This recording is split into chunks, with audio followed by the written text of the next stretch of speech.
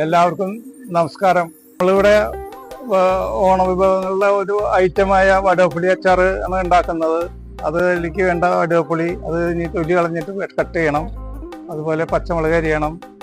പിന്നെ അതിലേക്ക് മുളക് പൊടി, വെളിച്ചെണ്ണ, പിന്നെ ഒരു ഇത് വാറ്റൽമുളക്, കടുക്, അങ്ങനെയുള്ള സാധനങ്ങളാണ്.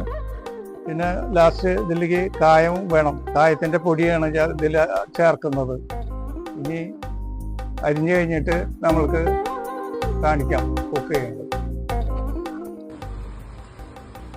വേപ്പില എടുക്കണം.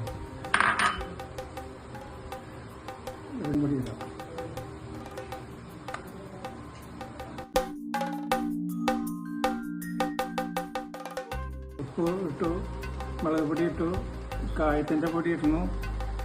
ഇനി അടുത്തതായിട്ട് പച്ച വെളിച്ചെണ്ണ ഒഴിക്കുന്നു. മിക്സ് ചെയ്ത് കഴിഞ്ഞാൽ അതിൻ്റെ പണി കഴിഞ്ഞു. അങ്ങനെ ഇതിൻ്റെ മിക്സിങ് കഴിഞ്ഞു. ഇനി ഉപ്പൊക്കെ മുളകും എന്തെങ്കിലും കുറവുണ്ടെങ്കിൽ അത് കുറച്ചുകൂടി ഇടാം. അതിന് ശേഷം കടുകറുത്ത് വയ്ക്കാവുന്നതാണ്.